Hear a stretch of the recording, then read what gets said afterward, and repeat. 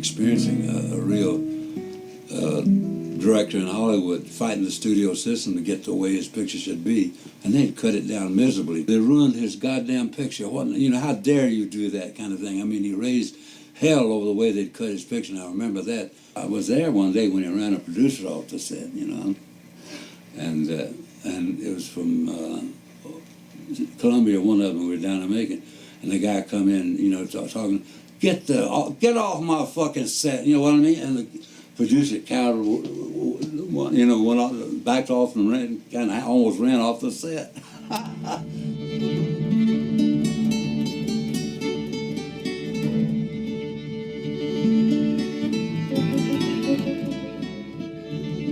Mexico was something else. The experience and excitement of going into Durango, flying in and going out on the set, his contribution to the Westerns was he made it all so real. And that's what it needed, not a manufactured kind of thing. Moving out of your positions before you came in here, please. Every movie is another creation, another world to become involved in. And that was like thrilling. We were like travelers in that creative world, and Sam led the way. Well, you know you got a problem. You also know you're on a picture with Peckinpah when, in my case, for breakfast, I was served my breakfast the first day and I had maggots in it. Now, when that happens, you know you're on a Peckinpah picture because he doesn't care a fig about where you are or what you do as long as you're there. We're always out and out of the way places. You're always going to jail. The fights on Major Dundee, the fight started at 11 o'clock at night on every Saturday. We're going through a part of town where they would slice your throat for a dime and give you 9 cents change. These were not nice people. And Sam said, oh, look, there's a, and he's out of the car. Ben Johnson and I went after him to see what he was going to do. And here's a bar that looked like something from Casablanca. You know, everybody's drinking, people are on the floor. Sam walked up to the bar. We got there just about this time. He ordered some beer. They brought him a glass of beer. He took a taste, spit it in the bartender's face, and said, your cow has been urinating in the beer again, and the fight is on. And I mean literally the fight is on. I would say about 10 minutes later, Ben and I found ourselves in a corner, back to back. We're dodging knives, broken bottles, blackjacks, the whole works. They're trying to kill us. And we look around and Peckinpah is gone. He's just walked off and left us. Not only did he walk off and leave us, he took the car with him.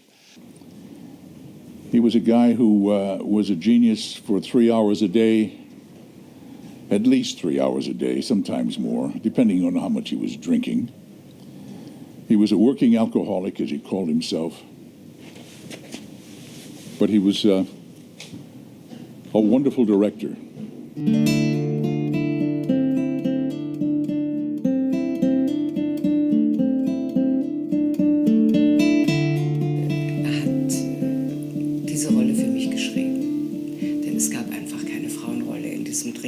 Ja, und er hat dann eigentlich sehr stark auf meine Biografie hingeschrieben, eine Frau aus Wien, eine Frau, die mit einem Arzt verheiratet ist. Und wir mochten uns sehr. Er war ein Künstler, ein feingliedriger, schmaler, zierlicher Mann mit einem ganz kindlichen Gesicht, sehr schüchtern. Und er war immer so sehr ein bisschen bemüht, dieses sehr junge Mädchen, das ich war, 22 Jahre alt, zu behüten. Und auf der anderen Seite war er sehr neugierig und hat mich viel gefragt nach Musik. Das weiß man eigentlich nicht, dass er sich sehr für klassische Musik interessiert hat. Und für Wien eben aus diesem Grund, also Gustav Mahler und so, das hätte man bei Peckinpah nicht vermutet.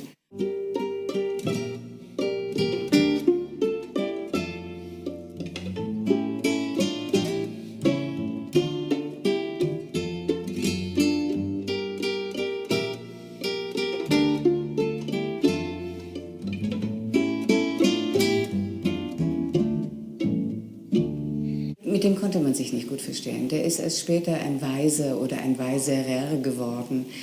Der stand in einem unendlichen Rivalitätsverhältnis eigentlich zu jedem anderen Mann am Set, und da waren ja nun genügend.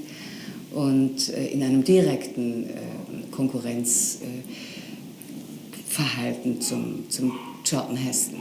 Also das war schon ganz witzig. Die haben sich also die Absätze von Tag zu Tag immer höher machen lassen, damit ja nicht der Heston, der relativ groß ist, und Harry, das war eben nicht so groß, damit ja nicht der Heston größer ist als er. Und also ganz kindische Sachen sind da passiert. I love Chuck, but Chuck is also a poser. You ever noticed, if you looked at these pictures, he's a poser. That's one of the things he learned works well for him. Well, you can't be a poser and work for Peckinpah. The one does not go with the other. So Sam took it upon himself to get Chuck out of posing. Chuck wanted, not when I say pose, he doesn't just stop the whole thing, but he knows how to move the camera for himself and himself for the camera. We're about to do the big scene at the river. Chuck is there and he's got his saber and he's doing some stuff, and Sam decides to needle him, and he does. Chuck turned as blue as a pair of your pants, and he drew that sword back. He was going to cut Sam right in two. We'd had two Peckinpahs, but I guess discretion, the better part of valor, he didn't strike him, and he could have, and we'd all been better off. I don't know, though, if we'd had two Peckinpahs, what would have happened then? He knew how to bring something out of an actor that even the actor didn't know was there. And that's what an actor works for, because what else is there?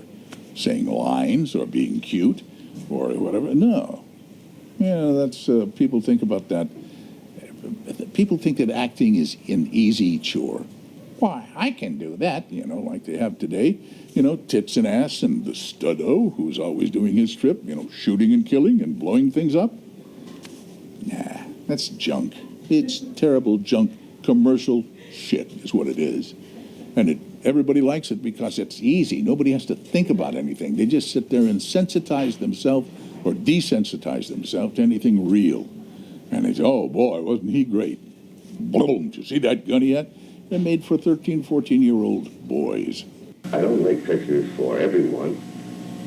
I make pictures for myself and hope that a lot of people feel like I do.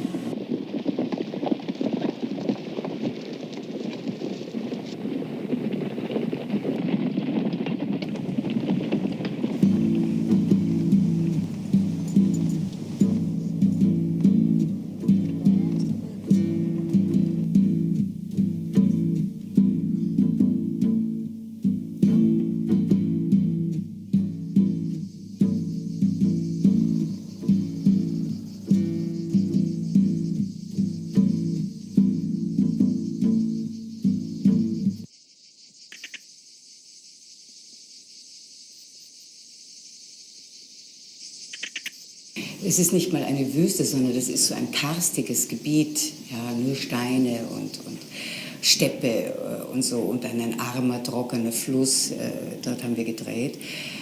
Dann gab es natürlich auch noch, es gab auch wunderbare Drehorte, also Villa Hermosa, wo diese Badeszene ist, das ist also geradezu unvergesslich schön.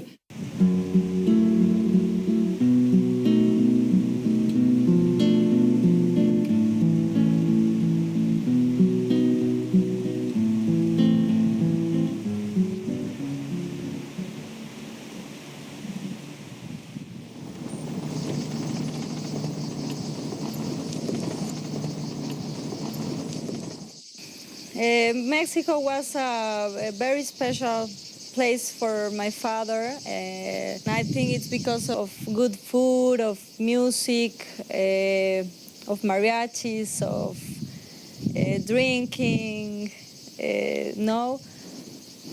guns.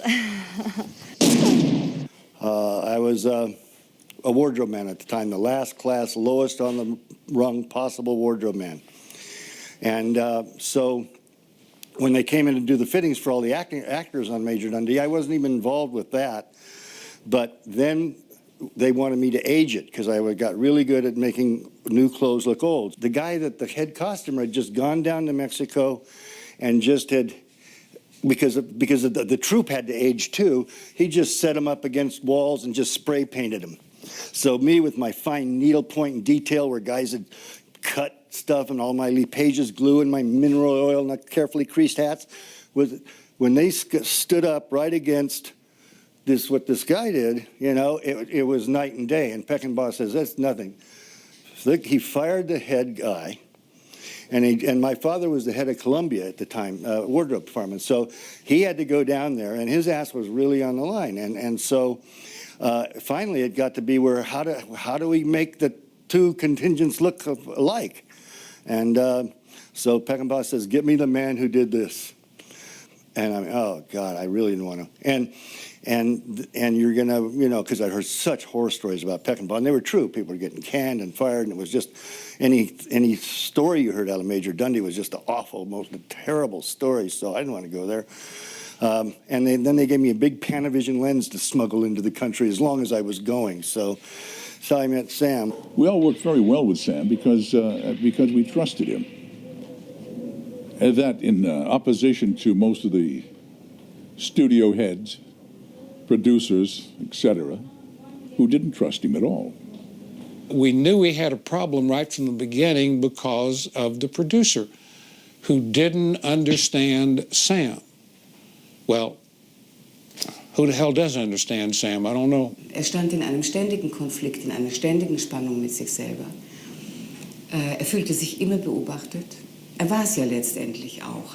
Und sehr bald hat eben die Produktion gesehen, dieser Mann ist ein Wahnsinniger. Und war es auch in einem gewissen Sinne, weil hat natürlich unendlich viel Material gedreht. That set us back. The weather is screwing us up. The scorpions are stinging people and killing them. And we're just having a heck of a time getting underway. Finally, we get it done. We get started. We're going along okay.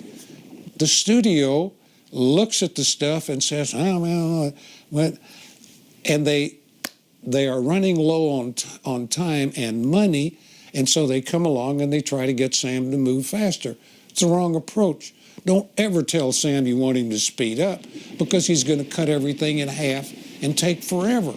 But they didn't stop to think about that. They jumped on his back, and he said, which we can't quote here, but he told them that's not the right thing to do, and they said, you're fired. The actor, me and LQ and a whole bunch of them said, if you fire Sam, I'm going to quit, and then all the rest of them will quit. Now, up steps you-know-whom, Chuck the Heston, who's one of the nice people of the world. He was happy with what was happening with the picture. And so he said, I tell you what, I'll make you a deal. Let Sam stay on, and since you're having trouble with the budget, don't pay me. Take my money and apply it towards the picture. Thinking to himself, I got them now. If I make this sort of a gesture, they're going to go forward. He mentioned it to his agent, who passed water and said, Chuck, you're out of money because they're going to accept it. Nah, they're not going to accept it. The next day they said, fine.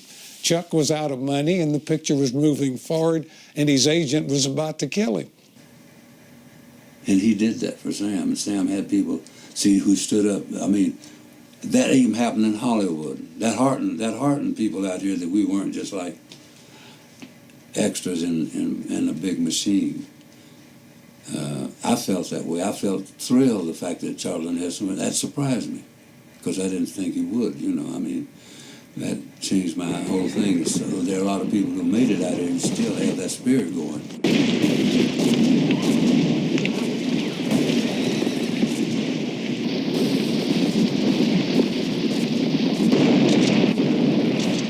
That was a regular Mexican army, and they didn't know that area had been had umber cones in there. He didn't know that it had the explosives there. He blew those right underneath the horses. He just set them off. Those were real horses running across, and real soldiers trying to catch their horses, and all of that. They had no idea that was coming. The major did. He didn't care. He had his new Cadillac, you know. Today we have action films, not films with action. Sam was probably accused of too much violence. He was a man of nonviolence. He wanted to show violence the way it was in order to achieve nonviolence, to make it so repulsive that nobody wanted to see it. Today, they glamorize violence, unfortunately. I don't think that I have to make any more comments about violence. We get it between commercials on television now. Ich glaube, dass die Gewalt Amerikas fürchtete, die Gewalt der Menschen fürchtete, dass den Missbrauch von Macht, er hat sich immer sehr stark auf Amerika bezogen. Also man könnte sagen, ja, das gibt es überall, aber das war eben sein Land. Und er hat die Geschichte Amerikas in ihrer Gewalttätigkeit faszinierend gefunden. Ja? Er selbst aber war kein gewalttätiger Mann.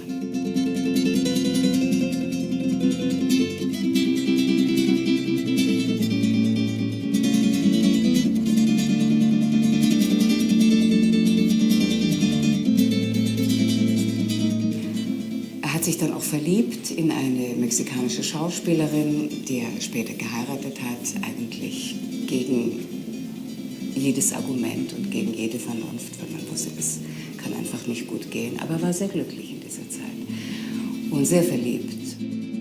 When he went to Mexico, I gave him the name of my niece, Begonia Palacios. He went there and he hired her. He only hired her, he married her, for Christ's sakes.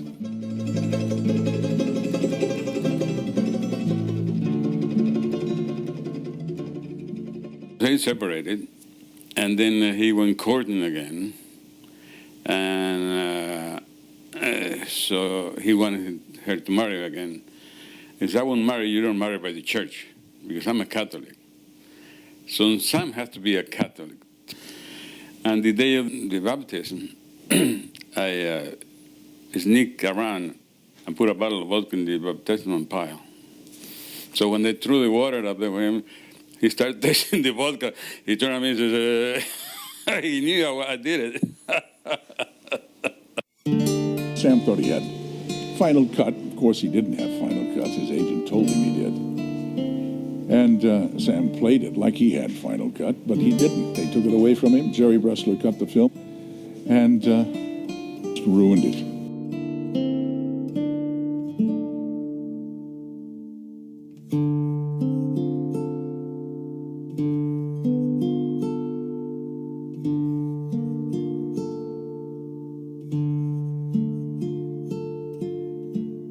It was an operation that was trumped up, but nevertheless, they fired him.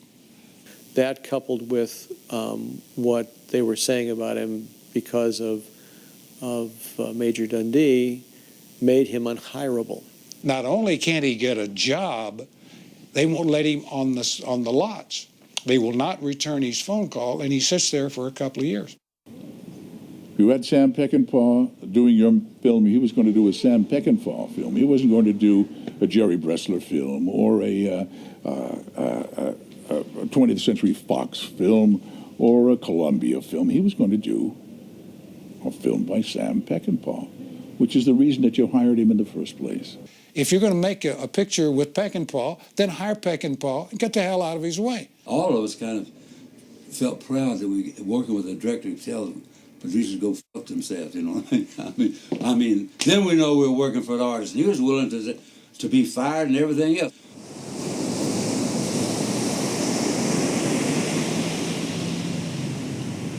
I was told that I had a particular style. I said, yeah, really? Because, I couldn't care less. It doesn't concern me. I don't consciously work out anything. All my guts, all my life, everything I am is up there on that screen. So every morning you get up, you commit, and you do the best you can, that's all.